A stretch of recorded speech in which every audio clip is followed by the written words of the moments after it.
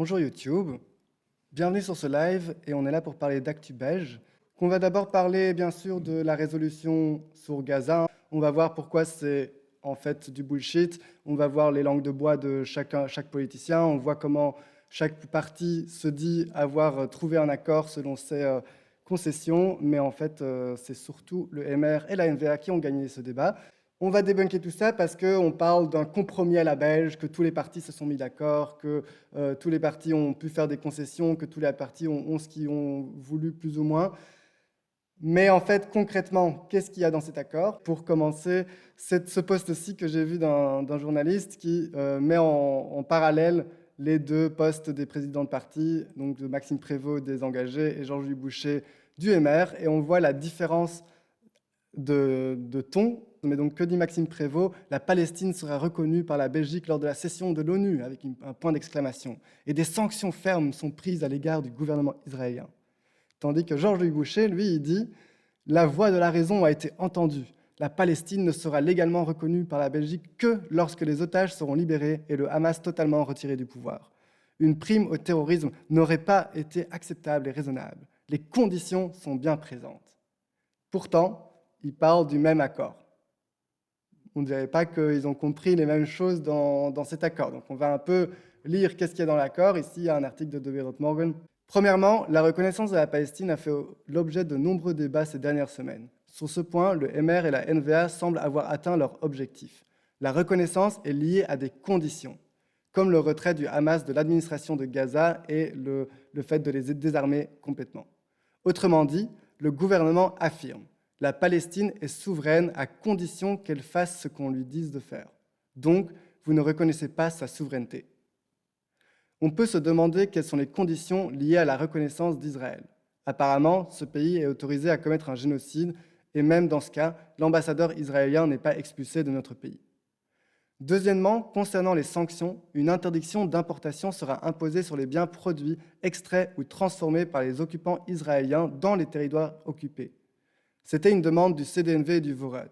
Cette mesure pourrait permettre à notre pays d'éviter une condamnation par la Cour internationale de justice, qui a qualifié la complicité d'occupation d'infraction pénale. Dans le même temps, on est loin de tout ce qu'on peut mettre en œuvre pour prévenir un génocide. Le bureau flamand de Flanders Investment and Trade en Israël reste par exemple ouvert. C'est un bureau d'investissement dans Israël qui fait plusieurs trucs, mais qui investit dans énormément de petites start-up israéliennes sur place. Ce qui est nécessaire est ce que réclame la rapporteure de l'ONU, Francesca Albanese, ainsi que le mouvement de solidarité avec la Palestine. C'est la rupture totale de tout lien économique avec Israël en tant que tel. Ça signifie pas seulement d'interdire les produits en provenance des territoires occupés, ce qui est également difficile à contrôler, car Israël n'étiquette pas ses produits comme tels. Enfin, il y a aussi les promesses d'aide humanitaire. C'est particulièrement cynique si l'on considère qu'Israël continue de retenir la nourriture à la frontière, tandis que la Belgique continue de commercer avec Israël, pour un génocide plus doux et plus respectueux. C'est ainsi que le journaliste de guerre Joe Sacco a qualifié cette attitude. Donc, concrètement, la reconnaissance de la Palestine, elle ne sera pas là, parce que quand est-ce que tu considères que c'est bon? Quand est-ce que tu considères que le Hamas est désarmé? Quand est-ce que tu considères que le Hamas n'occupe plus la Palestine ou n'est plus au pouvoir en Palestine? Ça, y a pas tu ne peux pas dire noir sur blanc, voilà, c'est bon, le Hamas est désarmé. Donc en soi, c'est une rhétorique qui fait qu'on peut poursuivre le génocide jusqu'à ce que c'est bon pour Israël. Et quoi, tant qu'il reste un pélo du Hamas avec un gun, on continue le génocide. C'est ça l'histoire, c'est ça l'idée. Donc sur la reconnaissance de la Palestine, c'est pas pour tout de suite, et c'est totalement...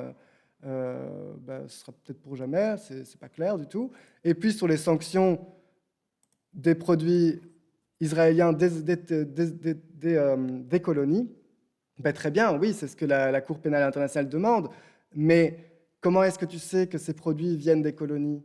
Vu qu'Israël n'étiquette pas ces produits comme tels quels, comme il disait dans l'article, mais en plus de ça, si le produit est partiellement produit en Israël ou partiellement produit dans les territoires occupés ou partiellement produit dans d'autres pays, est-ce qu'on parle encore de produits de territoires occupés? Est-ce que du coup, ça c'est inclus dans le boycott? Ça, c'est pas précisé dans l'accord. Donc là-dessus aussi, est-ce que ça va être douloureux économiquement pour Israël? Pas du tout.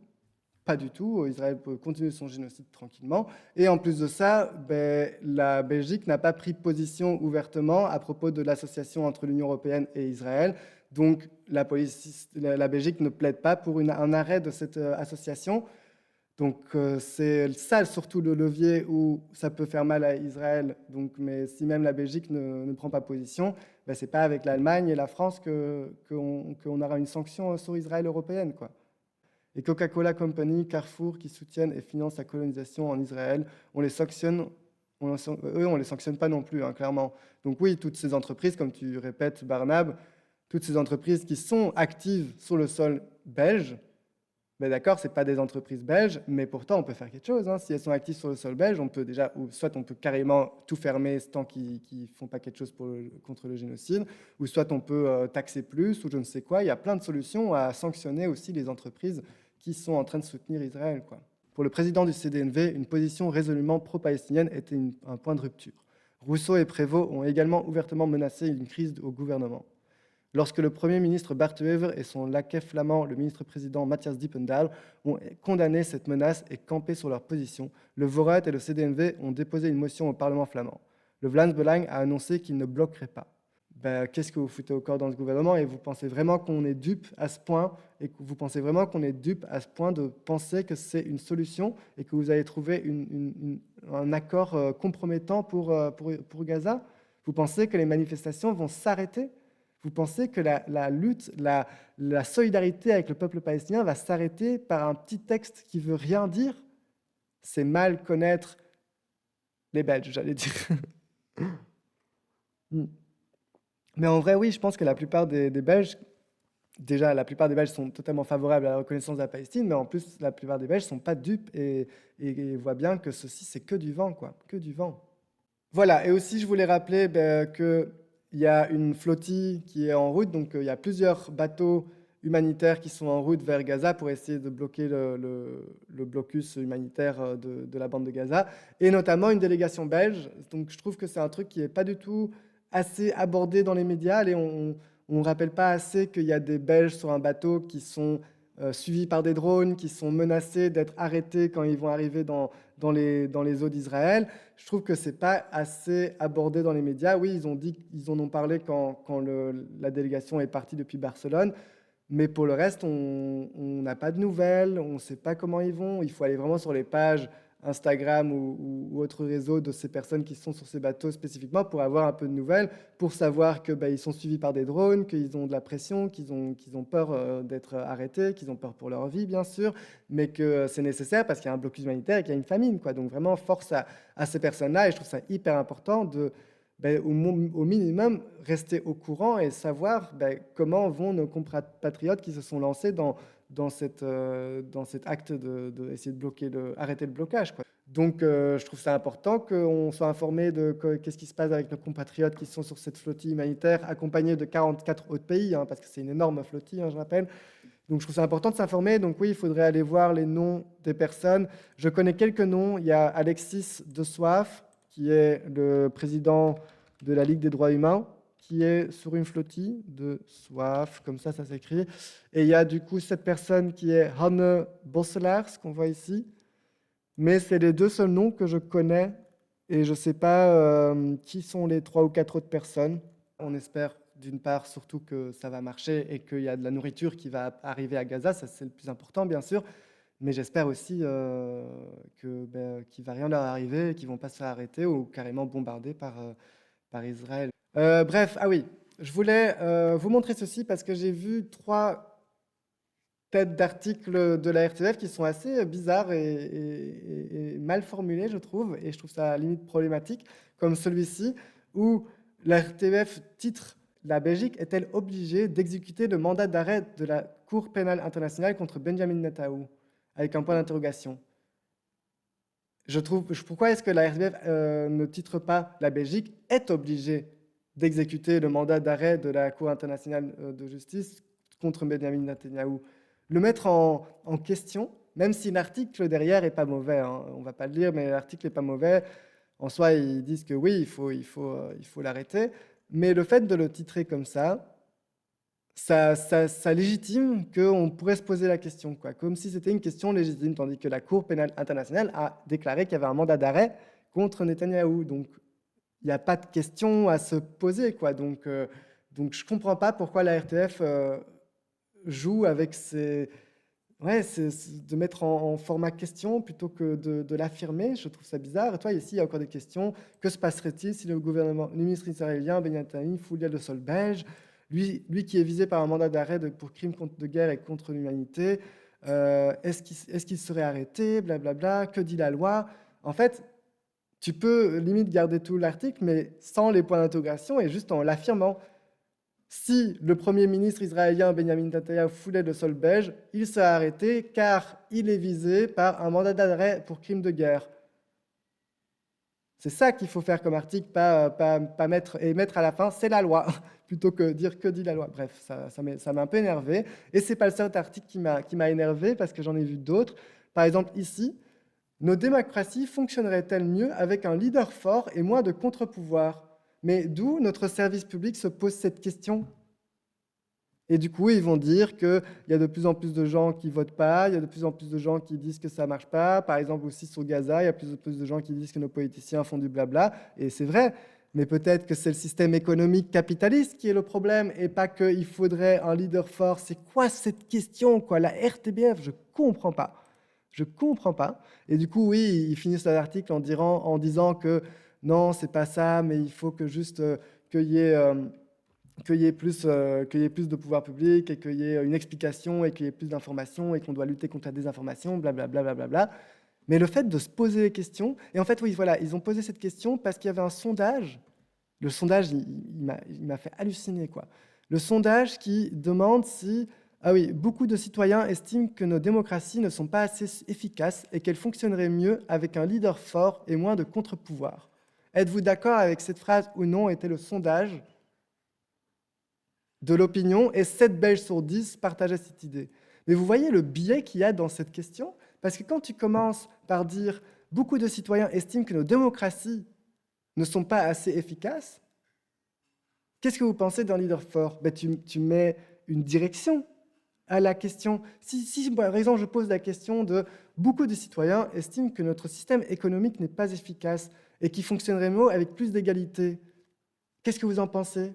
Moi, je suis sûr que j'aurais aussi 7 Belges sur 10 qui seraient d'accord avec ce positionnement. Et ça, c'est le truc des sondages. En fait, en fonction de comment tu formules ta question, en fonction même du contexte et même en fonction des questions que tu as posées avant cette question spécifique, tu peux faire répondre aux gens tout ce que tu veux, quoi. Donc, venir avec un tel sondage, déjà, c'est aberrant de faire ça de la part du service public. Hein. On n'est pas sur RTL, quoi. On est sur la RTBF. Et du coup, faire ce sondage et après faire des articles de nos démocraties fonctionneraient-elles mieux avec un leader fort? En plus, tu parles de démocratie, genre, mais il n'y a rien qui va. Mais oui, vraiment, quoi, c'est trop bizarre. Est-ce qu'il faudrait un dictateur pour que la démocratie fonctionne mieux? Grosse question, Mina. C'est bien intéressant. Je pense qu'on devrait essayer pour voir si ça fonctionnerait mieux, la démocratie, n'est-ce pas? Bref, et le troisième article que j'avais vu, c'est dont je vous avais parlé au début, c'est à propos de la réforme des pensions où la RTBF titre « Réforme des pensions, le congé de maternité comptera finalement pour la retraite anticipée ».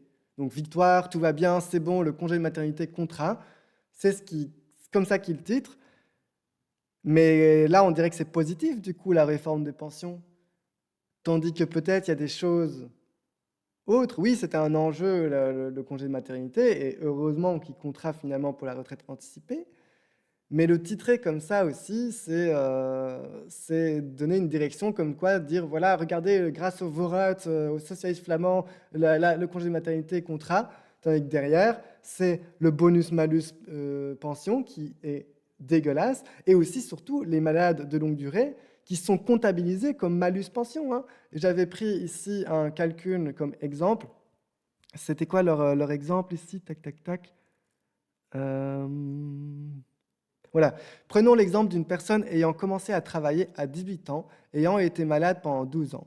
Cette personne pourrait partir à la retraite à 61 ans après 43 années de carrière.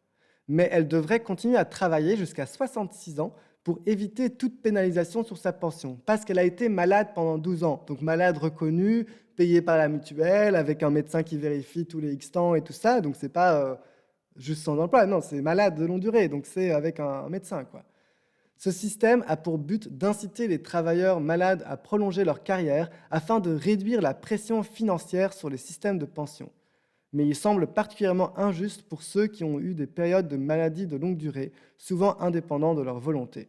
Et quand la RTBF titre comme si c'était quelque chose de positif, et oui, c'est quelque chose de positif que ça comptera finalement, mais tu répètes là-dedans, parce que l'article, je vous le montre, hein, il est tout petit, hein, il y a pas, ils ne vont pas répéter ici à part ça, il y a quand même le truc des malades de longue durée qui est maintenu, que le bonus-malus pension, il est maintenu. Donc ça, on ne mentionne pas dans l'article de bravo le congé de maternité. Mais tu ne vois pas juste amener une victoire sans montrer ce qui ne va pas bien, quoi. Genre, c'est ouf. Bref, voilà. Donc on voit que la RTBF, en fait, ça ne va pas du tout. J'ai l'impression de sentir l'influence du MR, parce que vu que le MR a gagné les élections, ou a gagné plus les élections, ils sont plus nombreux dans le conseil d'administration de la RTBF, et notamment aussi la présidence et la sous-présidence de la RTBF, qui est la OMR et les engagés.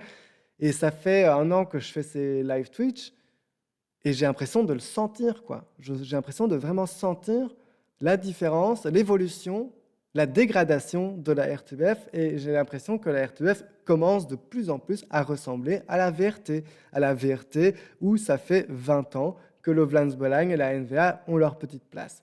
Et ouais, je trouve que ça va plus vite que ce que je craignais, et que la RTBF change, quoi. C'est inquiétant. Après, il y a toujours des bons journalistes à la RTBF, hein, il ne faut pas du tout critiquer sur le service public en tant que tel, tu vois, il y a encore des très bons journalistes, mais on sent que la directive du conseil d'administration a quand même une influence sur certains articles et sur certains débats, surtout quand on parle du gouvernement et des réformes que le gouvernement met en avant. Ça va de plus en plus dans leur sens, quoi. Et en plus de ça, en fait, il ne faut pas oublier qu'il y a nombreuses personnes qui meurent avant la retraite. Ici, on va le lire après, on va lire un article sur travailler à l'aéroport, que c'est mortel. Et ici, on va lire le représentant syndical qui dit qu'en 35 années, il a perdu 39 collègues qui n'ont pas atteint le niveau de la retraite. Donc, ils sont morts avant la retraite à cause des conditions de travail à l'aéroport. Et quand moi, je travaillais à la FGTB, au service chômage de la FGTB, j'ai travaillé, il y avait certains collègues qui sont décédés avant leur retraite, tellement le stress, tellement le stress était épouvantable, que la pression était trop grosse. Mais là, on parle d'un travail administratif, d'accueil de personnes, oui, certes en difficulté, ça peut être très difficile, mais c'est un travail administratif, ce n'est pas un travail physique, comme imagine dans la construction, imagine dans les métiers de la soudure ou des choses comme ça. Là, le travail, il est vraiment mortel par l'épuisement, par la dangerosité des produits, hein, comme ici, par exemple, ils vont en parler dans cet article de l'aéroport, mais il y a des particules fines qui font que tous ces gens ont des cancers, mais il y a plein de métiers où il y a vraiment un danger. Donc, parler d'augmenter l'âge de partir à la retraite, c'est augmenter le nombre de gens qui n'auront jamais de retraite. Parce qu'il ne faut pas oublier que la raison pourquoi l'espérance de vie augmente, c'est parce que la mortalité infantile et la mortalité des bébés a été réduite ces dernières années par la médecine, ces dernières 30 années. Donc quand on parle de espérance de vie qui est beaucoup plus élevée qu'il y a 100 ans, c'est surtout à cause des mortalités enfantines qui sont limitées.